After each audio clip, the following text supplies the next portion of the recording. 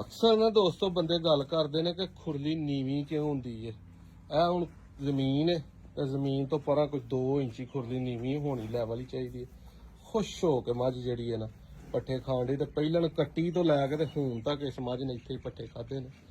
ਤੇ ਲੱਖਾਂ ਮੱਝਾਂ ਚੋਂ ਇੱਕ ਮੱਝ ਇੰਜ ਦੀ ਬਣਦੀ ਹੈ ਜਿਵੇਂ ਦੀ ਇਹ ਬਣੀ ਹੈ। ਜਿੰਨੇ ਵੀ ਭਰਾ ਮਾਲ ਡੰਗਰ ਰੱਖਣ ਵਾਲੇ ਹੋ ਨਾ, ਮੇਰਾ ਮਸ਼ਵਰਾ ਹੈ ਕਿ ਖੁਰਲੀ ਹਮੇਸ਼ਾ ਜਿਹੜਾ ਜ਼ਮੀਨ ਦਾ ਲੈਵਲ ਹੈ ਨਾ ਉਹਦੇ ਲੈਵਲ ਤੇ ਬਣਾਓ, ਜਾਂ 2-3 ਇੰਚ ਉੱਚੀ ਹੋਏ। ਉਹਦਾ ਫਰਕ ਇਹ ਹੁੰਦਾ ਕਿ ਮੱਝ ਜਦੋਂ ਪੱਠੇ ਖਾਂਦੀ ਹੈ ਨਾ ਇਸ ਤਰ੍ਹਾਂ, ਉਹਦੇ ਮਸਾਮ, ਗਰਦਨ, ਗਾਲੀ, ਮਿਹਦੇ ਦੇ ਵਿੱਚ ਵਾਵਾ ਜਿਹੜਾ ਨਾ ਮੱਝ ਸੈੱਟ ਰਹਿੰਦੀ ਹੈ। ਟੈਕਨੀਕਲੀ ਵੀ, ਸਾਇੰਟੀਫਿਕਲੀ ਵੀ, ਤੇ ਡਾਕਟਰੀ ਲਿਹਾਜ਼ ਦੇ ਨਾਲ ਵੀ। ਜਾਨਵਰ ਹੁਣ ਬਾਹਰ ਚਰਾਈ ਕਰਦੇ ਨੇ ਪੱਠਿਆਂ 'ਚ, ਚਰਿਆ ਦੇ ਵਿੱਚ, ਘਾਹ ਦੇ ਵਿੱਚ ਜਾਂ ਪੱਠੇ ਚਰਦੇ ਨੇ, ਤੇ ਇਸੇ ਤਰ੍ਹਾਂ ਜ਼ਮੀਨ ਤੋਂ ਹੀ ਪੁੱਟਦੇ ਨੇ ਤੇ ਖੁਸ਼ ਹੁੰਦਾ ਜਾਨਵਰ ਵੱਧਦਾ।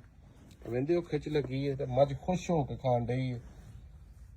ਇਸ ਤਰ੍ਹਾਂ ਡੰਗਰ ਹਮੇਸ਼ਾ ਵੱਧਦਾ। ਤੇ ਜਿਹੜੇ ਮੂੰਹ ਦੇ ਬਰਾਬਰ ਏਡੀਆਂ ਉੱਚੀਆਂ 3-3 ਫੁੱਟ ਖੁਰਲੀਆਂ ਬਣਾ ਹਟਦੇ ਨੇ, ਉਹ ਬਹੁਤ ਗਲਤ ਕਰਦੇ ਨੇ।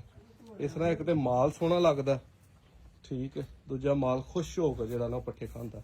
ਹਮੇਸ਼ਾ ਖੁਰਲੀ ਜਿਹੜੀ ਹੈ ਉਹ ਲੈਵਲ ਤੇ ਬਣਾਓ।